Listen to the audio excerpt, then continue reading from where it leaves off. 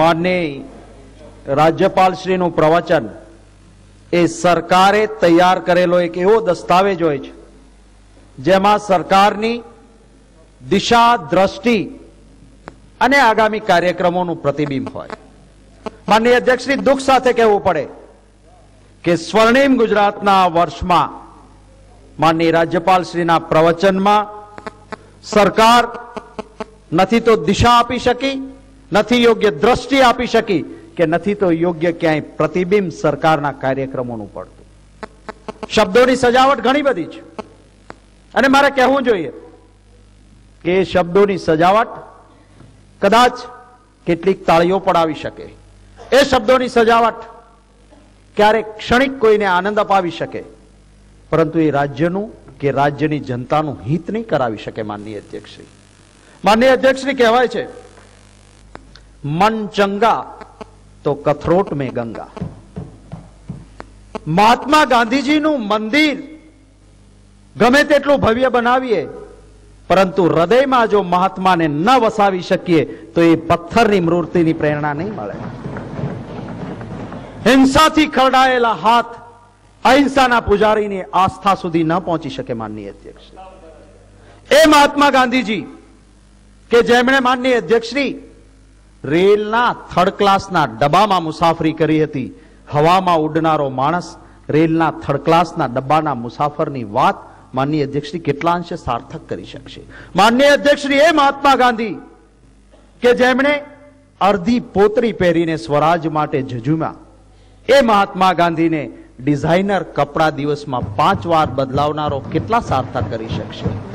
માનનીય અધ્યક્ષશ્રી, એ મહાત્મા ગાંધી જે ગરીબ અને દલિતના આંસુ લૂછતો હતો, ધનપતિઓ માટે વાઇબ્રન્ટ બનનારો માણસ, એ મહાત્મા ગાંધીની આસ્થા સુધી કેટલે અંશે પહોંચી શકશે. માનનીય અધ્યક્ષશ્રી, માનનીય અધ્યક્ષશ્રી, મહાત્મા ગાંધીજીની પૂજા દિલથી થાય. માનનીય અધ્યક્ષશ્રી, દિમાગથી મહાત્મા ગાંધીજીના નામે રાજનીતિ ન થાય. જે વિચારધારા આજ સુધી એ વિચારધારાનું ખૂન કરતી હોય, એ વિચારધારાને આજે મહાત્મા ગાંધીજી યાદ આવે તો પણ હું તો સલામ કરું. દૂર આયે, દેર આયે, દુરસ્ત આયે, પર દિલ સે તો આવો. તમારા દિલમાં તો એ વાત લઈને આવો. માનનીય અધ્યક્ષશ્રી, માનનીય અધ્યક્ષશ્રી, ગરીબની વાત કરવામાં આવે છે, વંચિતની વાત કરવામાં આવે છે, અને મારે એની સામે વાસ્તવિકતાની વાત માનનીય અધ્યક્ષશ્રી માત્ર 1 કે 2 દાખલાથી જ કરવી છે. રાષ્ટ્રીય સમ વિકાસ યોજના RSVM, માનનીય અધ્યક્ષશ્રી, કેન્દ્ર 15 કરોડ રૂપિયા આપે. જિલ્લો પસંદ થયો પંચમહાલ, વધારેમાં વધારે આદિવાસી સમાજના ભાઈઓ ત્યાં વસે છે, એ જિલ્લો પસંદ થયો. BPL કાર્ડ હોલ્ડર 0 થી 16 સુધીનાને સારામાં સારા રોપા આપવાના, ડ્રીપ ઇરિગેશન આપવાનું, અને એ ગરીબ આદિવાસી ભાઈઓને ઉત્થાન માટેનો કાર્યક્રમ DRDA માટે અમલીકરણ કરવાનું. માનનીય અધ્યક્ષશ્રી, અને એ અમલીકરણ માટે કોને પસંદ કરવામાં આવે છે? 3 NGO ને પસંદ કરવામાં આવે છે. આ 3 NGO જે પસંદ થાય છે માનનીય અધ્યક્ષશ્રી, એમને પૈસા ચૂકવી દેવામાં આવે છે. હપ્તા વાર્ષિક આપવાના હતા, એના બદલે પહેલો 45.23 લાખ, પછી 44.58 લાખ રૂપિયા આ 3 NGO ને ચૂકવી દેવામાં આવે છે. માનનીય અધ્યક્ષશ્રી, ભારત સરકારે એક તટસ્થ તપાસ કરવાની વ્યવસ્થા માટે પ્રતિષ્ઠિત સંગઠન ઈરમાને કામ સોંપેલું હતું.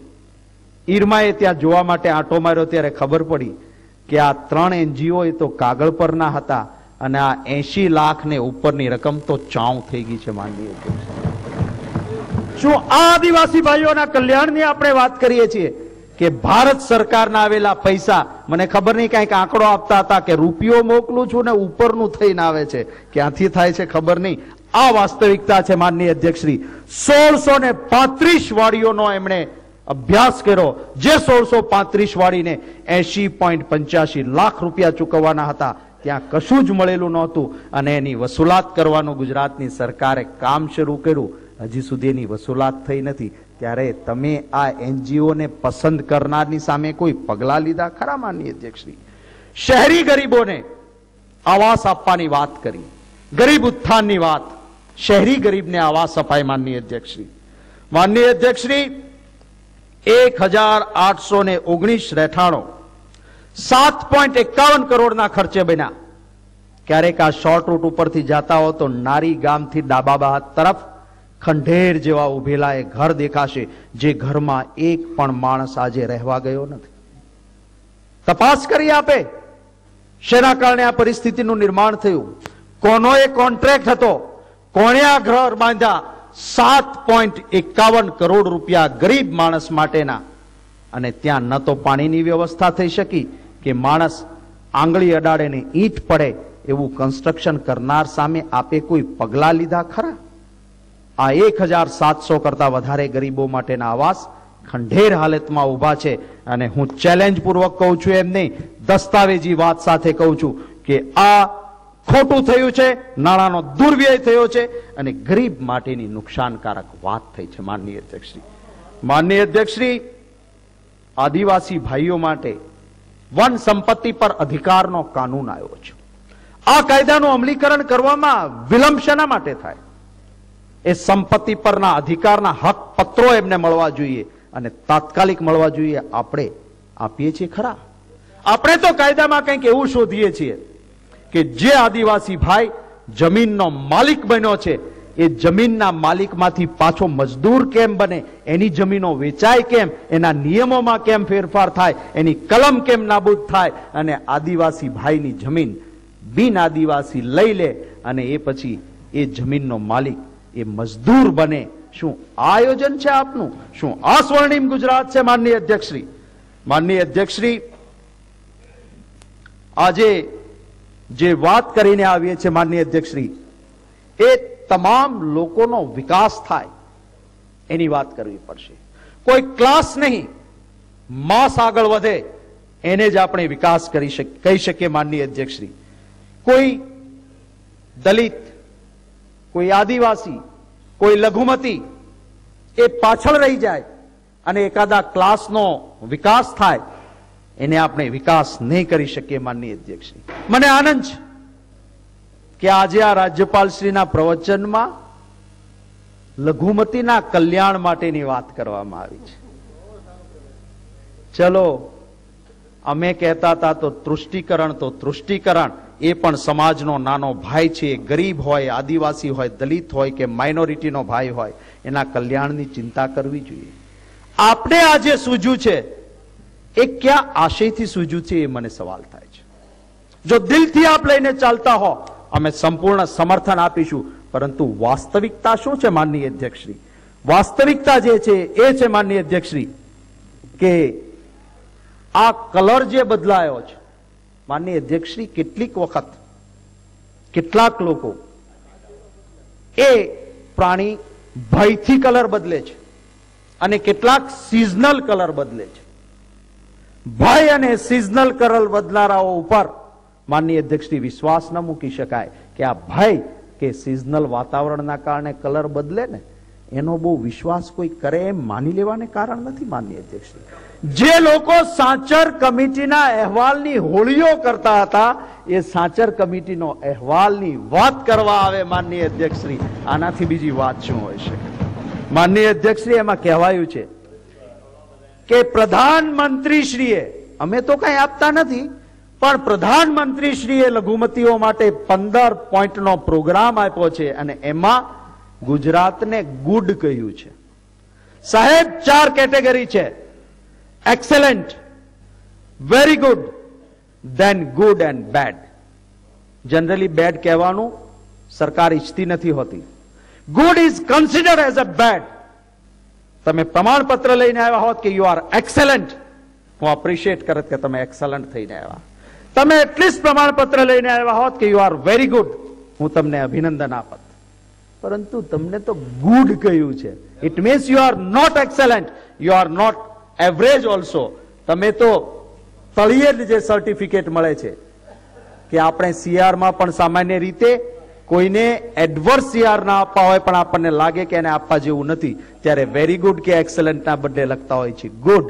એ ગુડ લખાવીને તમે લાવ્યા છો માનનીય અધ્યક્ષશ્રી. જો તમારા મનમાં સાચા અર્થમાં લઘુમતીના કલ્યાણની વાત હોય તો મારે પૂછવું છે કે આમ કેમ થાય છે, શા માટે એમ થાય છે? 2006-07માં લઘુમતી પર અત્યાચારના ગુનાની સંખ્યા 1244 છે. 2007-08માં લઘુમતીઓ પર હુમલાની સંખ્યા 1372 છે. આ સંખ્યામાં વધારો થયો છે અને એ પછીના વર્ષોમાં એ સંખ્યા ઘટવામાં ક્યાંય નથી આવી.